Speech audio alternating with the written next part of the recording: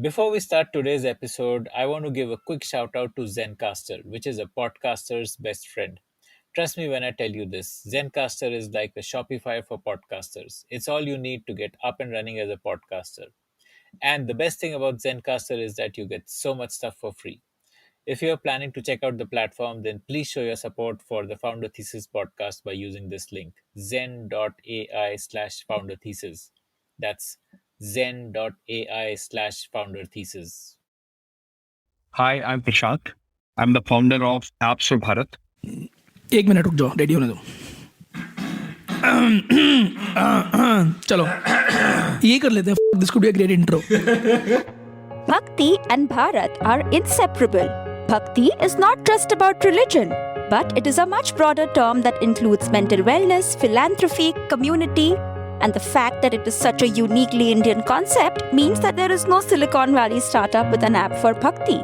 In fact, most Indian startups have also not seriously looked at tapping this market, and this is what makes Apps for Bharat such a unique startup. Prashant Sachan, the founder of Apps for Bharat, is a serial entrepreneur whose first venture was the social media platform Trell. He founded Trell with fellow IIT Bombay alums with a focus on powering creators with tools to share video content and drive commerce. In the journey of raising funds for Trell, he spent time in China, which drove a shift in perspective for him and led to his next startup, which is Apps for Bharat, the publisher of the very popular devotional app Shri Mandir. Listen on to this masterclass with Prashant about building engagement-led consumer apps. What I was doing was every 2 weeks, I was visiting IT Bombay campus. Now, one of the learnings from my previous attempt was that you need to have a very solid team in place, a team which is committed to be able to build anything. So I was actually going back to the campus to find my co-founders. Now that was so I was actually frequenting IIT Bombay campus for almost a year. Let's say I would have made at least 10, 15 visits over that year. That is how I actually went and met Pulkit, Vimal and Arun, which eventually became my co-founders at Trell. So essentially, they were working on something. I was also figuring out what is it that we can do and what not. And I've known them.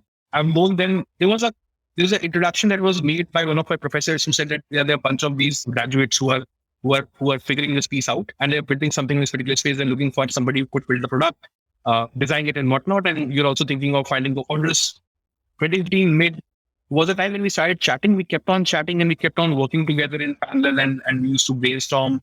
Almost every evening we used to have Skype calls and keep talking about what we should build and whatnot. Back in the day, we had called it something called as Project Expresso. So the idea of location-based social network was what we were thinking of building. Similar to think of this as a Foursquare or a Swarm was what we tried to build, was the initial idea. And then it kept evolving and kept evolving. Now 2016 was a time when we said that, hey, now is the time when we should all get together. And this was the time when there was one more person who was there with us back then. His name was Dhawal.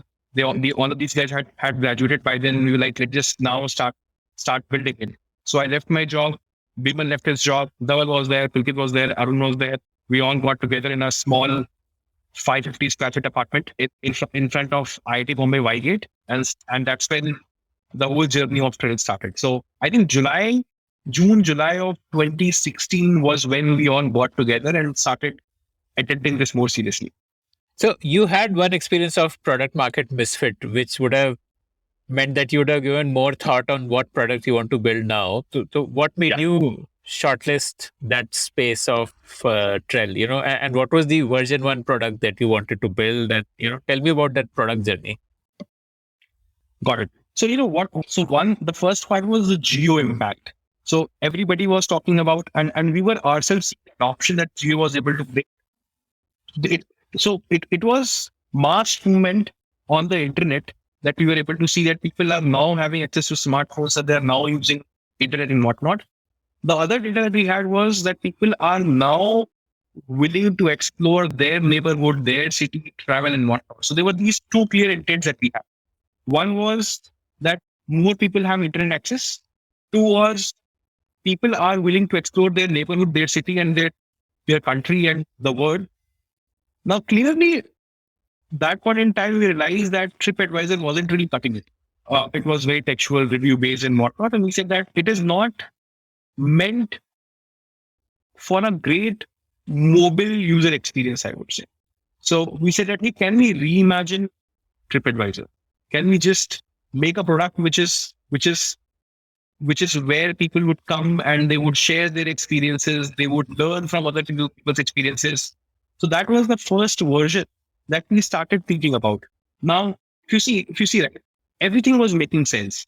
What was making sense was travel. Everybody wants to travel. So sounds like this is a large enough market space that we could capture and so on. Two, number of people on the internet was increasing, and there were projections that point in time that by 2020, 500 million people will be there on the internet, and it's true today, right? So we're thinking that there's enough number of people who would want this, and we clearly think that TripAdvisor won't be able to cut it. So let's attempt this. And TripAdvisor was a large enough company, so we thought let's just try making something in this particular space. So when we thought that, hey, we can actually imagine this local experiences, travel experiences, discovery as a space, we said that there's something that we can build here. But the attempt that we wanted to have in this particular space was that, hey, we would not want to build a team of bloggers who are writing this content and people reading this content. We did not want to put it as a blog. We wanted to build it as more a social product where we wanted everyone to share their experiences. And we realized that the more scalable way. So we realized that blog approach is fine, but there'll not be enough people who will be creating this and hence less discovery and whatnot. So we said that, hey, let's just make people create and get this volumes of content, because we realized that it took 10, 15 years for TripAdvisor to get that kind of volume of content. If you can, and that content was being created on a desktop. So if people are actually checking their phones 200 times a day, which means that we can create that volume of content in a year, was how we're thinking about it. What did the product look like? Was it like a app in which you have a plus button, you press the plus button and then you can record a video or click a photo? Or pretty much like that. Yeah. So we were so the format was anything, right? You can post a video, you can post a photo, you can write on top of it. So we actually did a lot of work. So this was before stories became popular. So we had something which is in the form of stories where you can actually click multiple photos, make more of a slideshow where you can add keywords and whatnot. That was the first product. And it was and everything had to have a geotag, like that was the USP. Everything has to have a geotag. So that was the key product. So we did that. We scaled that well, but then that's when I think this was a time by 2018 mid when we had raised a seed round from Phoenix and WH Ventures. It was around a 1.2 million round that we had raised back in the day. Prior to the seed round, how were you sustaining? Because you were, were you monetizing this or like? No. So 2016 towards the end was a time when we started going to the market and saying that, hey, we would want to, and our initial target was let's just raise $1 million and so on. So that was an initial idea. But I think that point in time, the ecosystem in Bombay was sort of crumbling down. So we were not able to, we were getting a lot of no's. So we actually changed our strategy. Now I want to mention this guy. His name is Ramesh. He's a senior from IIT Bombay who used to advise a lot of startups. So we went to him and we are almost on the verge of shutting down. So we were six months into building and we had exhausted all our personal capital that we had put in. And we were in the market to raise some money, but we were not able to raise that money because of n number of external factors. So what happened was we went to him and we said that, hey, Ramesh, the company is going to get shut and we would need some help from you. And so we asked him that, Ramesh, can you give us 20 lakh rupees? And Ramesh was like, he said 20 lakh rupees won't change anything for you guys. And this was me and Pulkit in Powai sitting across a table.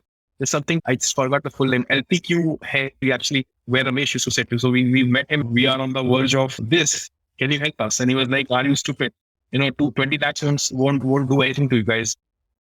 First of all, be honest to yourself and calculate how much money would you need to run this show for the next year and a half, and raise that volume of capital. So we actually did the map and we said 10 lakh rupees a month we would need. So we went back to raise 1.5 CR in the market. Now this time we actually went and said, and we also realized that we should go to the angels who have more appetite to do things which are experimental, plus you can understand social. So through one of the mutual connects that we had, one of my college senior who was running, his name is Utkarsh brother, who was running Momo, who actually introduced me to Aparmya and Radhakrishnan, and me and Pulkit gone to Bangalore to meet him. And we were meeting Aparmya in IDC Gardenia, and the first half an hour of the discussion, Aparmya said, I'm investing. So he committed 50 lakhs to us. I'll be deep gratitude to Aparmya for giving us the opportunity to build. With his check, we were able to initiate our fundraise process, put together a lot of angels. I think, and I would say it was a two agent to us. Right? Had he not committed to straight struggling and we were trying multiple doors and whatnot, he said that I'll lead the round. And with that, we were able to get this 25 people, put in 5 lakhs, 10 lakhs. And we also got some very good guys. So some of the very good guys who are very good friends now invested in that round and so on. So essentially, we got this opportunity to build something because of his check. So that was the first check that we were able to put together. It was 1.5 CR of angel round, I would say. And the pitch to the investors was TripAdvisor for India. No, so उस time पे TripAdvisor नहीं बोलते थे हम लोग. So we used to say it's a local discovery. It's a local discovery platform. You get to understand what's near you. You get to discover what's near you. So I think the process of understanding how this market works is, in some cases, when you are trying to build where there are references, it's always good to take references. When you are building something which is novel, you need to show numbers. I'm saying there are different approaches of raising capital. Now we were young, and I think we had our own learnings. So back in the day, we used to say that, hey, this is what we're building. It's truly unique. We not use any benchmarks. We do not take names of Foursquare or TripAdvisor. We changed a lot of things about our pitching style over the next years, but the first year we did not name anything and said this is a totally new concept and we are doing this and we are doing that. Okay, got it. And by the time you raised that institutional round, what was the pitch by that time? Okay, so I think by that time we were pitching TripAdvisor. Okay. And you're saying something, sorry. But throughout this period, there's like no monetization strategy at all. I mean, that must have been a question, no? Like, how will you monetize? Yeah, so I think our strategy was always distribution first. Now there are these words coined for it, but we used to say that getting any money for this volume of users won't really add up. So the first thing that we should do is we should get large volume of people using our platform, and then we'll monetize. But in parallel, we were running a monetizing. I think we did not talk about it much, but thanks to one of my partners, his name is Vimal. So Vimal is now the CEO of Trell, and he actually started running this agency sort of model within Trell back in the day. This is 2017, 2018, where we were actually serving restaurants, serving hotels, we being their social media consultants and whatnot, and also creating. So essentially, we were doing that in parallel. It was our B2B arm, and the B2C arm was a Trell app. But we also, while building it, we realized that it's not a scalable model. It's a 20-30% margin business and so on. So we actually did well. We were doing good revenues. I think I'm not sure of the numbers right now. I don't remember them, but I think we had 30-40 clients like Marriott, good restaurants in Bombay and Bangalore were our clients. But we realized eventually that this is a hard grind business and it's not going to just scale up. So that's why we decided to fold it. But Trell kept going. Okay. And like subsequent to that institutional round, like how did the product evolve further? Yeah, so I think the first 1 year we were just into photos. We were just people are posting photos and people were adding tags on top of it. What we brought, I think in 2018 mid was people can now post videos. We also gave them a lot of tools to vlog. Now vlogging was a new concept back in the day. 2018 was a time when vlogging was picking up. So we actually built vlogging tools for people where anyone can vlog can do the vlogging on using the app and so on. So those are the tools that we actually made. Now the format was not a dry set of photos that you can browse through. This was an engaging content that is built to put together. So that's how the product evolved. Now I think one interesting thing that happened was by 2018 end we realized that travel is a low frequency use case. Whatever good we do, either we go deep and do transactions like Travel Triangle or Make My Trip, or we go broad. Now that was a very important decision in our journey because we were anyway deeply married to the idea of reimagining TripAdvisor. I think it took lot of iron walls for us where we said that, hey, travel is a hard market. It will take many years to build this. However, what we have cracked is this community of creators. Now, can we do more? And we had some data which said that people are not just posting travel and local experiences content. They're also talking about their tips around fashion, beauty and whatnot. Of course, in the context of travel. So we said that, and I think 25-30% were women. So we said that this could expand. This could very well expand. So we actually took the decision. This was December of 2018 when we decided to, and I think a lot of this was also because of the exposure that we had. So I actually was visiting a lot of these travel conferences in Southeast Asia, and that's when I met a lot of these founders who were building these travel companies, and I realized that the mortality rate in companies which are around engagement in travel is very high. I was able to understand from data the hardships that are there in the travel business, which are focused primarily on the engagement part. So we came back, we had our data points, and we decided that, hey, let's go broader. And that changed a lot for us. We were not a travel platform anymore. We were not a local experience platform anymore. We were a lifestyle platform. So the Trell that you see today, which is a lifestyle content community commerce platform, I think this was 2019 early when we actually took the decision that, hey, we'll move out of travel and not move out of travel. We'll broaden from just being in travel to multiple more categories. Now, it was a great decision, I would say, because the frequency of content increased.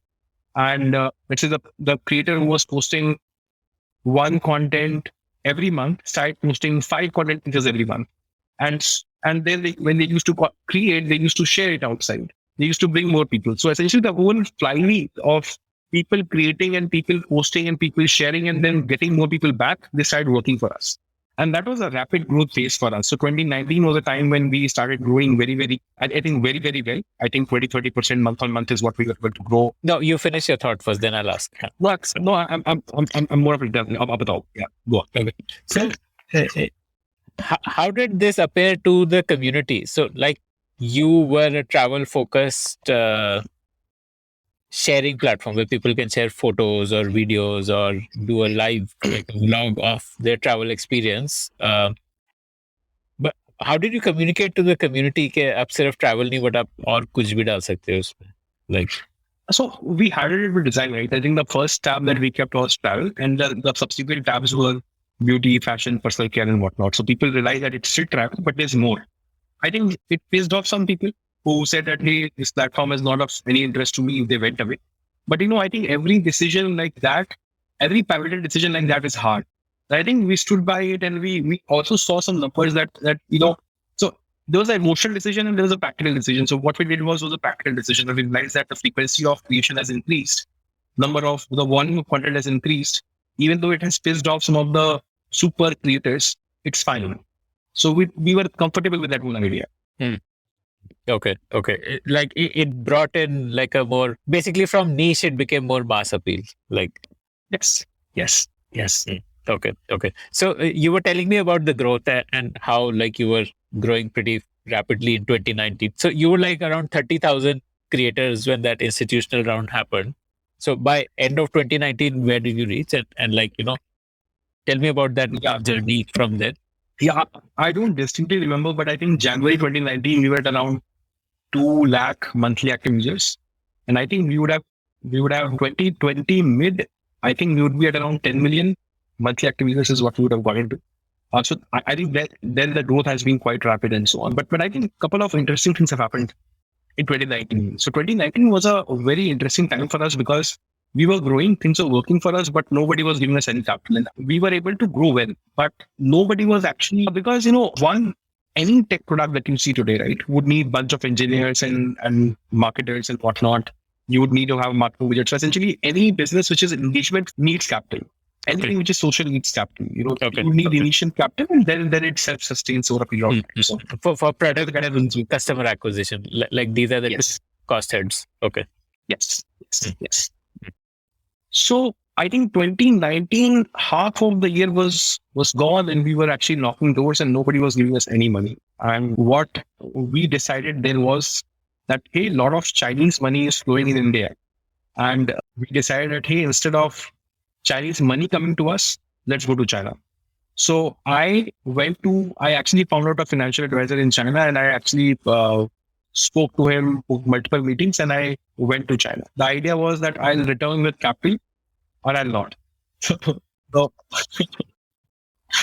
uh, and I think we just had 1.5 crores left in the bank, and we're very fortunate to have backers like Teru Sanok, B-Next, where you were about to hit the wall, and he was like, and me and Pulkit, I remember we went to this Grand Murky in Koramangala, and where he was staying, and we met him, and he was like, you don't worry, I'm going to give you say $1,000 more. You just, what you do is don't hit the wall.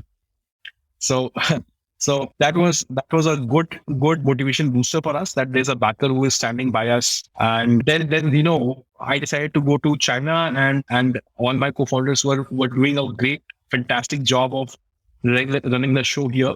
I think we were able to keep, we were constantly growing here in India. I was there to talk to a lot of these investors. So there is this company called as Saihongshu. Saihongshu is called Little Red Book, which we thought was very similar to us. It was having a similar model. So I actually went and started finding the investors of Saihongshu and started meeting them, telling them that, hey, we are building Saihongshu for India. Why don't you invest in us and whatnot? It was a very interesting journey. So the end result was we were able to raise good capital. So we got a term sheet there, and then in parallel, Sequoia Surge happened to us as well. So both came together, and we were able to get around $4 million in bank. And subsequently, fundraisers also happened because of that fantastic trip, I would say. But let me just, I think for me personally, a couple of things changed when I was in China. I'll tell you what all changed. So I was very curious. So I was meeting investors. I was actually asking these investors that, hey, can you make introductions to the Chinese founders? So I would have met a good 50, 60 founders, ranging from seed to people who have done IPOs. And I had this curiosity with respect to how these Chinese founders are able to build these new paradigms in the app business. So if you look at any new model, be it live streaming, tipping, whatnot, all has come from China in some way or another. And I was very curious that, hey, what is it that is so unique about this country, where the founders are actually cracking mobile as a platform in crazy ways, from group buying, community buying, whatnot. So many new models that the whole world was copying was coming from there. And not just in the supply chain games, it was also in games around engagement. So social media, gaming, community, a lot of these amazing companies are coming from there. I was like, wow, what is so unique about this nation? So I was meeting a lot of these founders, and I was asking them the questions around how did this innovation came into play? How did you go about building this and building that and whatnot? And I got really crazy answers. People said, hey, it's not an innovation. They actually disqualified the whole idea that it's innovation. They said that a couple of things which are very unique to Chinese founders is, one, they don't judge the user of the use case. So if it is a need of a large enough people, you solve for it. You don't judge them. Who am I or you to judge whether it's a superior use case or an inferior use case? First part. I realized there was honesty with respect to the user need, and there was not enough bias that they had with respect to this is right or that is right. And so, But now, help me understand that judging part. Like, are you saying that Indian founders were judging, or are you saying that Silicon Valley founders were judging user needs? Or, I mean, help me understand how China was different. Like, can you give an example? Like, so I have very good friends that share chat to you. So Farid, Bhanu, Ankush had a really hard time creating that category in India. They had to educate the whole market that there's a multi-billion dollar opportunity that is supposed to be cracked in this particular space. So they actually created this whole space, But what happened was in the early years of them building it, I mean, we were judging that, hey, is this even a need? Does this even need to be solved? Why can't X platform not do it, and so on? So what people were not able to understand that, hey, the use cases that this beautiful platform was solving is important to Indian audience. Now, they had their own hard time educating the market, preparing the market and whatnot. No, this is what we did is phenomenal. But what I'm trying to tell you is that not just that use case, there are many more use cases that eventually developed were originally being judged, or maybe people were not able to think through that and whatnot. I mean, we can talk about that in multiple ways, but I'm just saying that. So let's just park it for now. What I learned then was that Chinese founders were like that, hey, this is an opportunity large enough, people might use it, let's just build this. Second part was, I think, if you look at the early days of the mobile internet in China, what people used to look at was, hey, there is an offline behavior, large enough people are doing that, can I move it online? Now, there were other paradigms with respect to if it is an engagement first business or it is a transactional sort of business. If it is an engagement first business, they truly valued retention. They truly valued initial engagement before growth. So there were these clear concepts. Of course, it was not in these pointers, but people had this conceptual clarity of how they should approach building a B2C business, which is engagement first and whatnot. And I thought I had a lot of takeaways. So I'll now tell you fast forward what my takeaways were. I understood what are the key ingredients of a successful and legendary app business. What I understood was these three factors. One, high frequency use case. Two, high user retention. Third part is habit formation. Now, two of these three things will make a good company. Three of these three things will make a legendary company. What do you mean by habit formation? Like,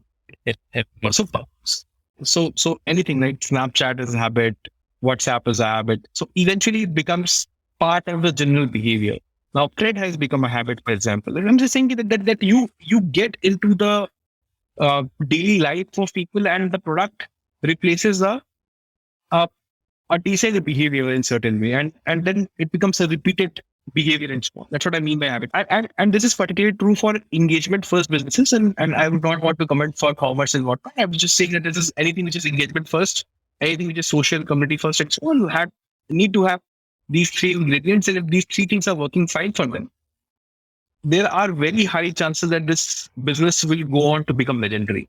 I'll repeat that, right? So one is high frequency, high retention, and habit formation. So I actually came back and I started thinking about this very, very deeply. And I was also thinking about, now we came back, we had $4 million in bank.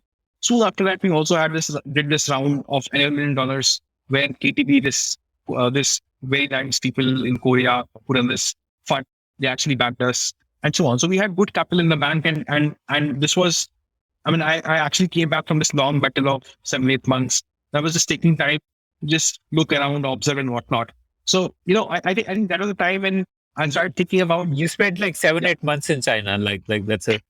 No, so basically, I would have spent 2 months in China, but I'm saying 7 months overall in fundraising. So Right.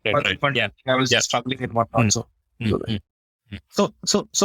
think we came back and we started further building and scaling. Everything was going good in the company, and I started thinking about what are these open areas in Indian ecosystem. I was thinking about for myself, right? What are these open areas in the Indian ecosystem for the Indian users and their specific needs which are still unmet? What are some of the large behaviors that have very healthy offline attention that haven't really been online yet? I was just thinking through a bunch of those things, that what are those key areas that are still untapped or they aren't really solved well at this point in time. Two, I had this fundamental clarity about what would make a good app business. So I was trying to apply those insights into Trell product as well.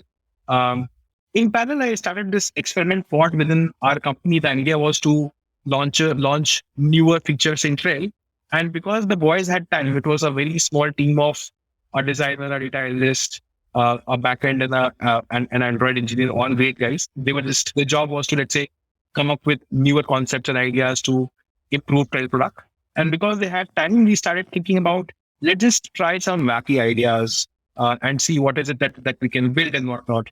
So I had this, now this will go back to my upbringing, right? So I had this deep affinity towards devotion and spirituality as a practice, as a behavior, because I think, however far we have traveled from that state to now has been because of hope. There was a hope that things will be fine. There was a hope that things will fall in place. So our family, and similarly, hundreds of millions of families who don't have proper infrastructure, proper opportunity. The future is not clear. They keep on walking. They keep on moving because of this thing called as hope. And this hope and this strength. Now, if you just step back and think about it, right? Who offers this hope? We are in a fairly critical society where we are being judged at all points in time, and there are many things which are not right about a society, but there are many things which are which as essentially are designed in a way that reinforce this hope and strength in people. One of that thing is our people believes in this larger power, and for you it might be something, for someone else it might be something, but there's some larger belief system that keeps people intact. And I was like that this is there in hundreds of millions of households. This behavior is there. A kid is introduced to the idea. Until he dies, he keeps on practicing that. Can we build a digital platform that moves that behavior from offline to online?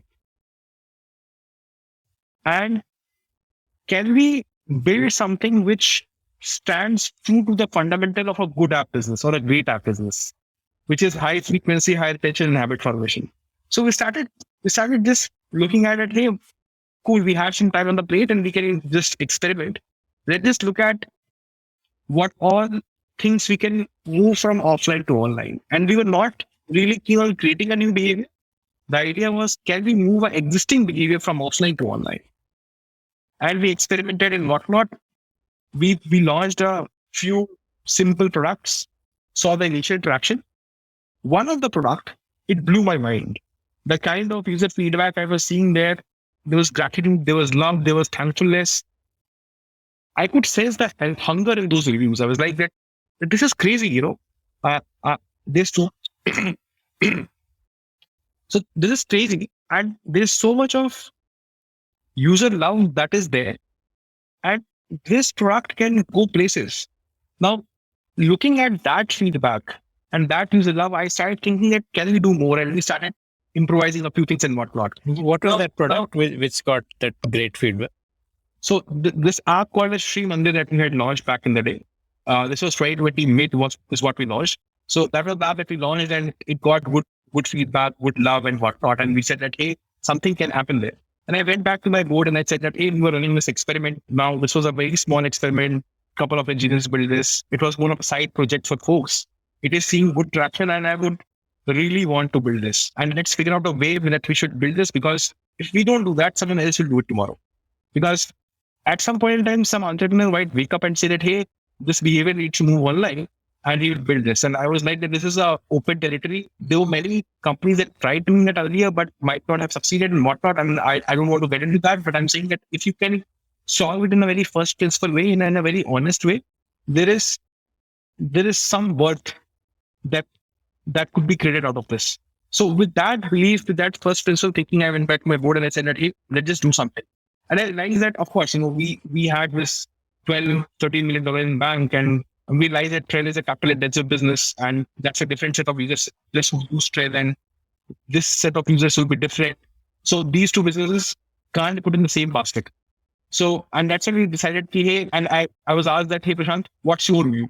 And I was like, that we had this option where this project might get, maybe there's something that I can do with it. So I actually decided that, hey, I need to build this because it should be built. And there's no rationale for it, right? So the company was doing well. We were already, I would say, we were a growing company, well capitalized, given 5-6 years to that product. It was just this light that I saw at the end of the tunnel, where I realized that some people are just loving it. Can it extrapolate? With that conviction, and I'm very thankful to the small bunch of people who were actually working on this. They were also dreamy eyed of this whole idea. So I went back to my board with a proposal that, hey, how about I hang off this and launch a new company around it? And we then figured out a arrangement and whatnot. And I then, in November of 2020, started, which is a platform that is supposed to build products and services that are focused on, the intent is to serve people, help them get that hopes and whatnot. With that, I launched that company. And these 5 folks moved on from Trell as part of the deal. And we started our journey with AppsForBharat. And Sri Mandir was the app that we took out of Trell. And that is how the journey has been. That was the start of AppsForBharat. If you like to hear stories of founders, then we have tons of great stories from entrepreneurs who have built billion-dollar businesses. Just search for the Founder Thesis podcast on any audio streaming app like Spotify, Gaana, Apple Podcasts, and subscribe to the show. Got it. Okay. Now let's talk about Srimandir. I'm very curious to know what is that product like. What did you crack in terms of those three things that you're looking for? Okay. So in the current form, the app is a very simple product where what you do is you download the app, you launch it, you see a list of gods and goddesses that you believe in. You choose the gods and goddesses. And You remember to take a water break? yeah, exactly.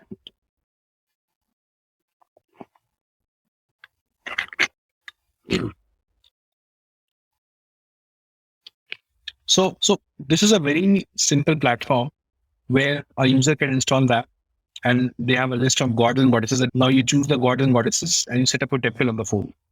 Now this temple think of this as a personal pocket shrine that you have where you can actually visit the gods that you believe in every single day. And you can do more things on top of it. Let's say lighting a diya to offering flowers and whatnot. That's the first part. Then there are many more layers to it, which is, let's say, you get to have this massive content library on top of it, where you can get all the stories and literature and audio content and everything else from. So whatever tools a user might need to feel that he has met his devotional need is there on the platform today. So it's more of a bundling of many use cases with a very strong hook. Give me examples. Like what kind of, you could take any one god, for instance, and yeah. So let's say you are a believer of Lord Hanuman. So you open that, what you see is this beautiful Lord Hanuman on your screen, and then you can light up a lamp in front. You can ring bells. You can offer flowers, different kind of flowers. And if you would want, you can listen to a story around Lord Hanuman. If you want, you can listen to Hanuman Chalisa or whatnot. And then if you have more time, you can spend that time on going through other information. So you can read a Gita, you can get daily information around Gita. So this is a journey that we have carved out for every user. So if you see, right, the first use case is bundling of many use cases where we have given whatever a user might need for fulfilling his needs and desires and whatnot in a very simple, simply designed app that we have made for them. Where, so see, the point is, the simplicity is where the key is today, where anyone from who's low tech savvy to very tech savvy should be able to use the platform and navigate through it in a very, very easy way. So plus there's this bundled set of use cases and tools and utilities that you have on this one app that you can navigate and try and whatnot. On top of it, there's a recommendation with respect to we understand that today is Monday. You're a believer of Lord Shiva. So we'll give you appropriate information around that, and you can just act on it and feel nice about it. So that's the first part. We have also launched communities now. What happens on communities is you can connect with the scriptures that you believe in, and you can get daily information from there. So essentially, the idea is that can we get the entire ecosystem, the entire needs, the entire information that a devotee might or a believer might want in one place. Okay. So communities feature sounds pretty interesting to me. I think a lot of religious involvement is essentially driven by community, right? I mean, it's just about a sense of belonging to a community that people are driven to religion and doing the satsang together. And so tell me about that. Like what all is happening on the community piece? I mean, let's say you believe in Vaishno Devi, we get Vaishno Devi on the platform. Think of it as a Telegram channel which is run by Vaishno Devi priests, and they give you daily information.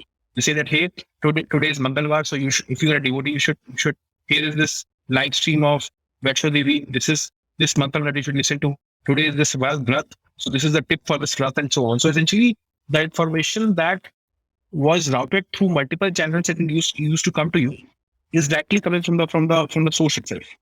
Now, if you see today, there's no credible place for you to get the right information directly from Vaishno Devi, from a trusted space and whatnot, and that's what we're trying to short.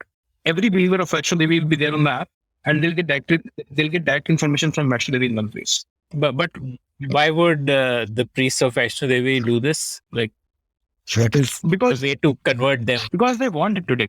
They realize that Facebook is not a platform for them. They realize that Instagram is not a platform for them. They realize that there's so much of so it's like this. Now we may ask the same question: why Calm or Headspace is separate app for meditation? That is a space that is meant for meditation, and it is a space which is meant for a spiritual well-being and whatnot. Now, what happens when you run a page on Facebook is that you get everything mixed and jumbled up in one place. There is politics, there is Bollywood, there is cricket, there is devotion also, which I usually actually go.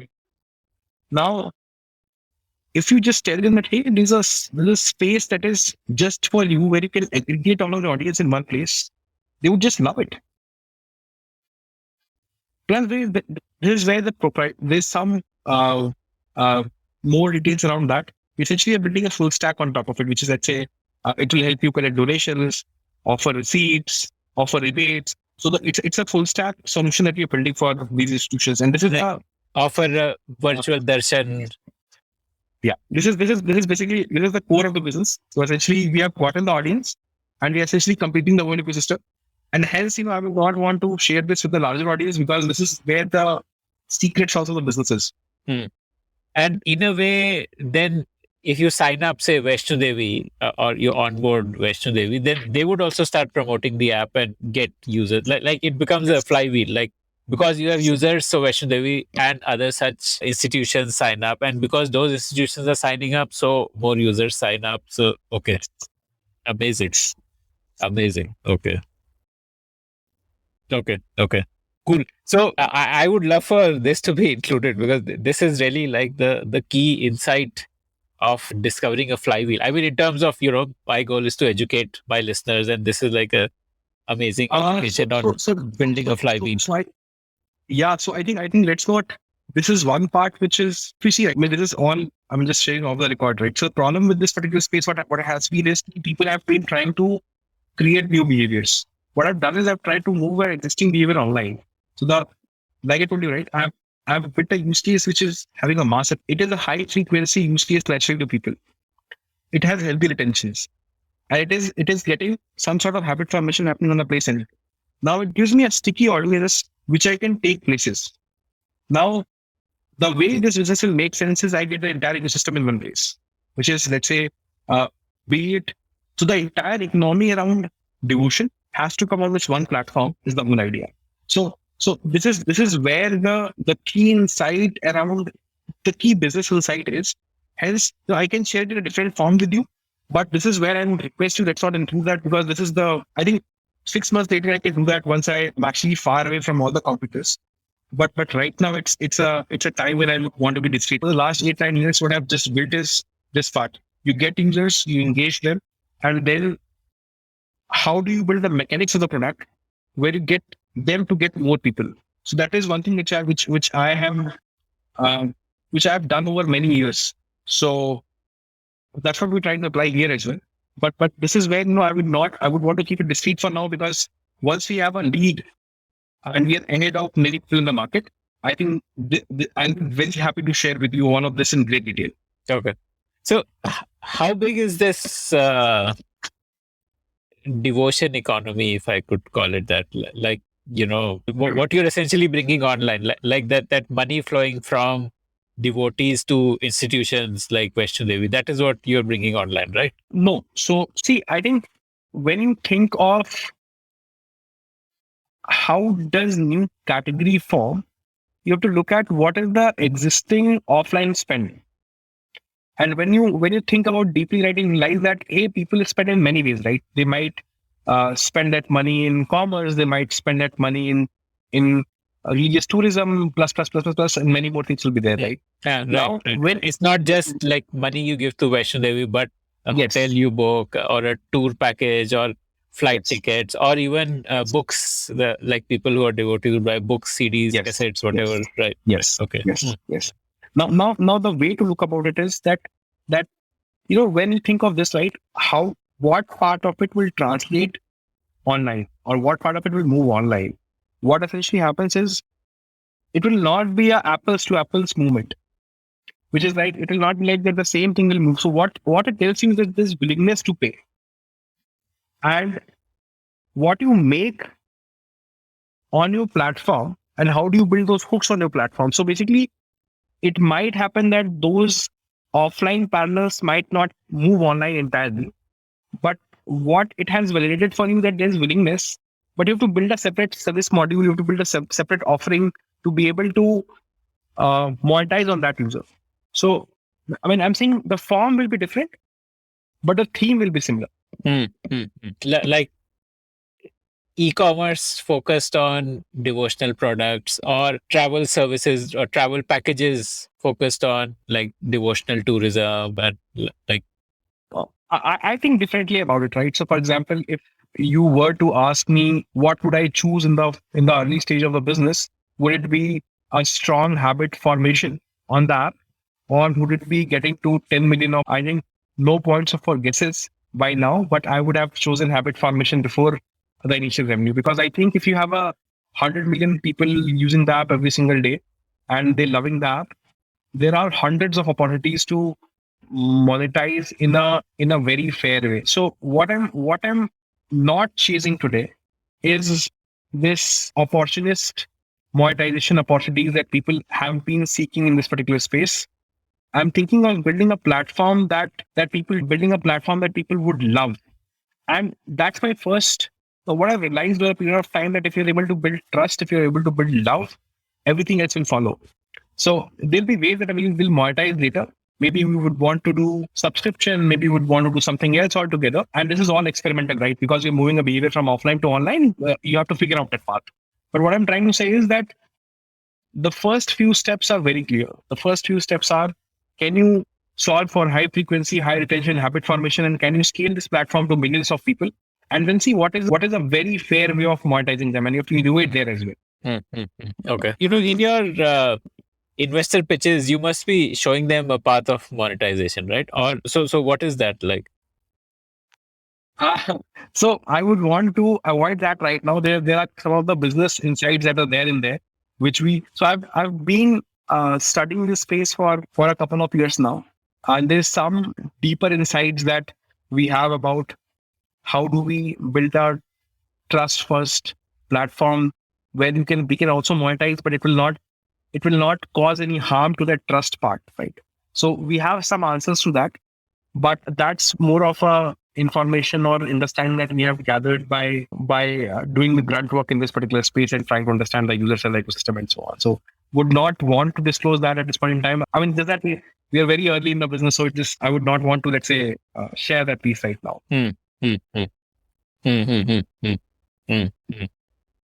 Right. Got it. Yeah, this is definitely an untapped market. Like you said, in terms of probably not many founders have chased it so far because of that judgment which you discovered in China, that maybe, like religion is judged by a techie, because I mean technology is like considered to be the opposite of religion. So, you kind of tend to judge that as a pursuit. I don't think of our platform as a religious platform. I tell you what we are essentially, right? I feel, like I told you, right, ki anything that offers you hope and this inner strength is essentially a mental wellness platform. So what I'm essentially building is a mental wellness platform for India. But of course, right, mental wellness for India will be different from mental wellness for the West.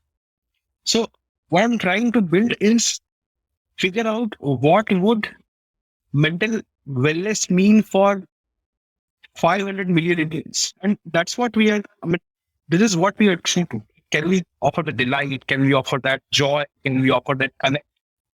So essentially, that's the position we have taken when we are building this. The other part is, I think, right.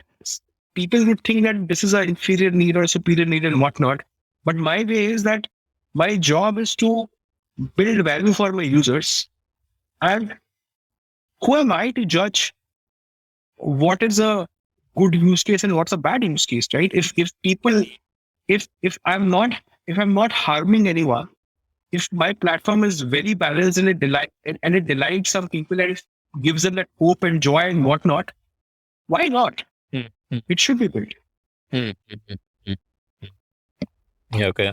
So, again, coming to communities, like, I think what makes people really devoted is that bonding between, like, you go to the temple, you meet people, and you build those bonds. So how would you be building bonds between people? Yeah. Like, So people we are who actually not have a common sense of devotion, like around a certain god or institution.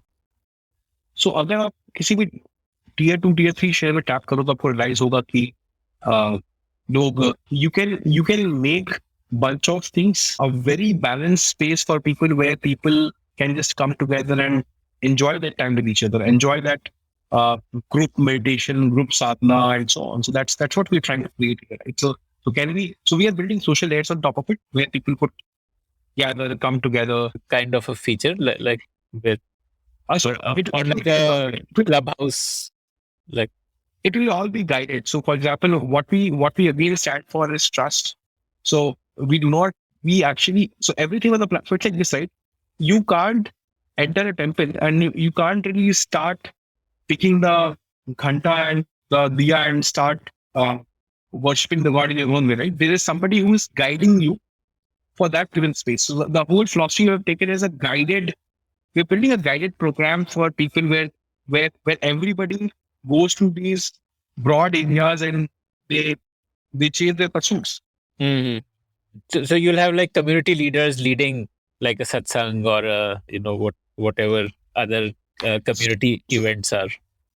There are these broad practices which are there. So, for example, let's say meditation and all of that is very documented, right? So bunch of these very standard practices that are not happening today at scale in groups of people is what we will do today. And these community leaders, would they like come organically out of the user base, or would you be going and employing people and paying them a salary or what? Because I mean, typically in religion, these community leaders are not salaried, right? Like, I mean, or some of them are. I'm not really familiar with how it would work. So, see, I think there are many people who are anyway doing this in the offline world. Like, they have to give them an online platform as well. So basically, okay. That's so I think for them the incentive is to be able to touch more lives. So that's the approach that we are taking. Got it. Okay. So I mean, the first thing I thought of when you were describing the product was metaverse. Do you think like this will eventually become a metaverse company? I see. I think every digital company where people are engaging in that particular space is some sort of metaverse company, right?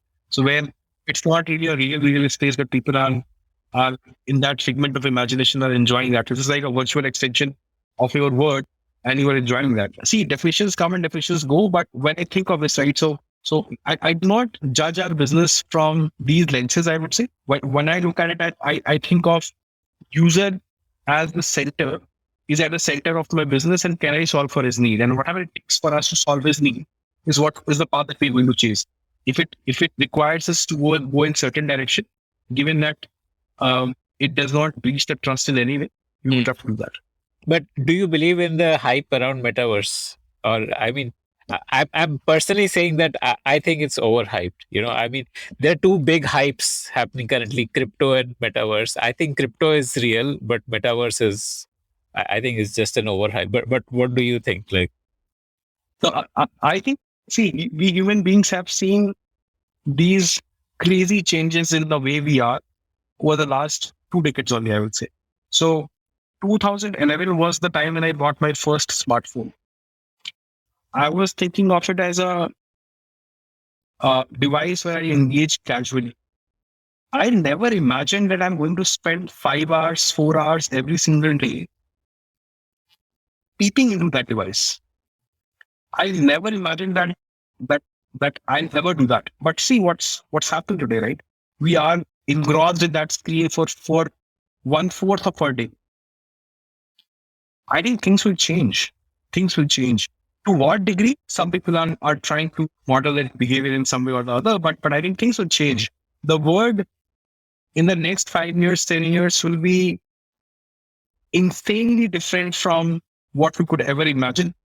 But interestingly, when we'll be there on that time zone, time frame, we'll be comfortable with the idea. I'll give you an example, right? So you remember, right? Early in the day, parents used to, let's say, if there was a small kid in the house, they said, hey, just focus on eating, and you did not even watch TV while eating and whatnot.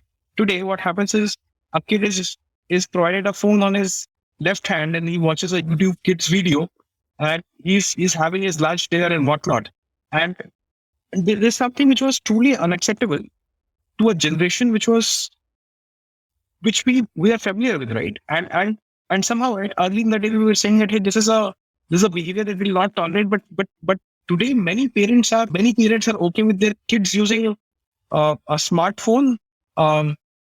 Soon, so I'm saying what I've realized is my belief systems and my reservations, or it's just an extension of my exposure. The world will change in ways I can or I cannot imagine. What as a founder or what as a technology entrepreneur I can do is I can keep myself updated. I can keep myself being at the epicenter of where this whole action is happening. And you know what actually worries me is this, right? I'm in my early 30s now, and I feel that, hey, do I sufficiently understand those teenagers? Because you know what really worries me is that they think differently. And the generation, the age gap might be 10 years, but that's more than 10 years because of their exposure and their and what kind of training they have got into their mind and whatnot. What I'm trying to say is that what really worries me many a times is, will I get outdated in the next couple of years, 3 years, 4 years, 5 years, and that puts me on my toes. And I think the only way to do that is keep observing, keep looking at how people are, and let's say if something's happened, right, instead of being dismissive about change, we can just welcome the change and understand why the change is happening. Because whether you believe in that or not, it's happening. People, it might fail, might work, but it's happening, and we can be dismissive about it. But I think the approach that I have in life is, I don't dismiss a phenomena, like it would be, right? I don't judge a behavior. I don't judge a user need, right? If that is happening, the stance that I put is I observe. I try to ask a question that, why are people doing that? What are they seeking in that particular act? So, I mean, might not have answered your question, but my approach to all of this is, of course, crypto is there, metaverse is there, but it is appealing some people. It might appeal masses. What I can do as a founder is I can think through why that behavior is being triggered. Okay. Got it. So, you mentioned that you are constantly worrying about how teenagers are thinking, which also makes me think that your product demographics would essentially be much older, right? Like, I mean, most startups and like VCs are chasing products that are catering to teenagers because, they feel that that's like the next $1 trillion company will start from a company chasing teenagers. So I mean, what do you think about that? Like, So if you ask me what I think about my product and who its users are, I would give you a different answer. I think anybody who needs hope is my user. Now, let me give you a case, right? So, who are the people in this country who need hope? The people who have their lives insured and assured. And how many of those people are there in this country today? I would say not more than 5 million. Everyone else beyond that needs, their life is not insured or assured. So, they constantly need this doses of hope. And hence you see that, right? When tier 2, tier 3 boy goes to quota for preparing for JEE, he would write home on every single paper that he would be writing today in his mocks and whatnot, because that's how he's. So of course, right? So that person is also my user. It might happen that he might not believe in that after 5 years, but I still believe that number of those people would not be more than 10 million even 5 years down the line. So, and then so if you ask me who are the people who are using it today, I think there are students who are using it, the people who are preparing for jobs who are using it, the people who have just started their families who are using it, who just have kids who are using it, and then people in the mid-age. So essentially there's a band of people who are using it. Of course, the frequency changes.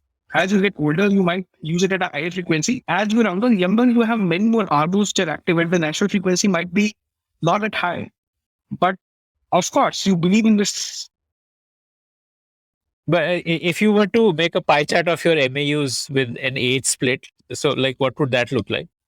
Like the its color would be what age group?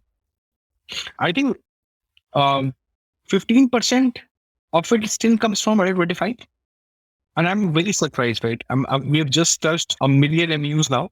And I would say a good 100K would be coming from people in that band. And I think the power injects are people beyond 30. That's when you have families, you have kids, you have financial pressure and whatnot. And you need this constant mental well-being at all points in time. So those are the users who are the power users of a platform. Yeah. Is India getting more devotional and spiritual or less? Like, also, I think these are phases of life. Now, I do not buy the whole, see, it's like this key, political climates come and they change. So I look beyond that, right? I just look at who is my user and how is using the platform and what kind of value they're serving to them. So I don't think that people are getting more devotional or people are getting less devotional. These are phases of life, right? So when the second wave or the first wave struck India in a very, very bad way, what you saw was people folding hands outside of these ICUs and outside of these hospitals, people running for oxygen cylinders and trying to get hospital beds. Unfortunately, we also were in mid of similar situations. So I think the point being, these are all triggers in life. At one point in time, you're extremely happy. And at one point in time, you are awfully sad. Now, these are waves, and these are transient, as in needs and intensity changes and whatnot. So I would say it is here to stay. People would keep seeking their hope from this larger belief system with their own frequency. Someone like you and me might be doing this practice once a year on Diwalis. Someone might be doing it every single month. Someone might be doing it every single Monday. Someone might be doing it every single day. Someone might be doing it every single hour. So that's the band or spectrum in which we are operating in. And we have built a platform that will serve anyone who would do it more frequently, I would say. So let's say I leave that 5 billion outside of this. Yeah. I mean, like ideas are, there are so many ideas coming out of so many minds, and there might have been minds who would have thought of what you have also thought, but at the end of the day, you're executing. Yeah, and that is the that's just there, right? But the point being, right, what one of my VCs whom I will not name, I think he is a very legendary guy. He says that is time your friend or is time not your friend? If time is your friend, you should keep it that way. You should not act in a way where time doesn't become your friend. So basically, if you have time, you should just focus on what you're trying to build and play the long game. So my intention is very simple, right? My objective is to build a business. My objective is to build a value for my users. So why did you choose this name, AppsForBharat? Okay, so I think when we launched the first experiment, when we made this app, when we wanted to just put it on the Play Store and see how people are reacting to it, we actually were thinking of what is the developer name, and what essentially came out in our discussion quickly was let's keep it AppsForBharat. Now that is how the whole word was seated. But I think when we thought deeply about it, right? So I thought I was able to resonate well with these 3 words, that I am building products for Bharat, and that today doesn't mean that I'm solving for all the needs for them, but I'm solving for one important need that we feel today is unsolved or underserved and whatnot. And if you see, right, the full name of the company is called First Principle, without any gaps. First Principle, AppsForBharat without any gaps, Private Limited. So I thought that this time I would name the company where anyone who reads it will get to understand what we do. So yeah. So we very clearly understand that devotional and spiritual needs of Indians is a very diverse, deep need. And you can't build one shirt that will fit all. So you need to have this beautiful approach to identify one large a set of users at a time and solve for them, and keep launching more products to be able to serve the entire segment altogether. I mean, so the same approach we took taking, right? You may ask me that, hey, why Sri Mandir and why Hinduism? I would say that's the first step. We understood that there's a large set of people who follow Hinduism who are underserved today. Can we build a product that serves their need? We will go and launch products in adjacent religions as well. So the idea is to, like I told you, right? Idea is to serve people in a way where they feel nice and feel happy. And it happens to be that for this audience, a certain approach will work, and we will launch more. The idea is that, of course, this set will be served by Sri Mandir, other set might be served by Sri Gurudwara. Uh, that's a journey. So I think probably the for Bharat part might change if, like say if you build a product for the Islamic religion that has like so many countries which could be tapped for that product, or a product for Christianity. Look at Indian Muslims, right? And look at Indian Christians. So on the eve of Christmas, I went to this. I live in Bangalore, so I went to this church called as Karmilaram Church, which is very close to my house. And you see all the Bibles that are put in that particular church were in. And the point being, can you build for Indian Christians and Indian Muslims? So that's my view, right? So there's a lot of cultural context as well, right? So people in Arab or people in US, the same faith will act differently here. Of course, the principles will be same, but it has to be served in a way where it serves their needs well. So going global is not really a priority. Like you want to first. India is a deep, deep ocean. If you are able to solve for this particular space well, this could emerge as one of the very, very large markets that we are able to get in and create value and whatnot. If you are able to serve India, we don't need to go out, and it will take a good 5, 7, 10 years for us to. No, I'm not saying that we will not go out. I'm saying that there's enough problem statements in front of us which we should solve first before we go out.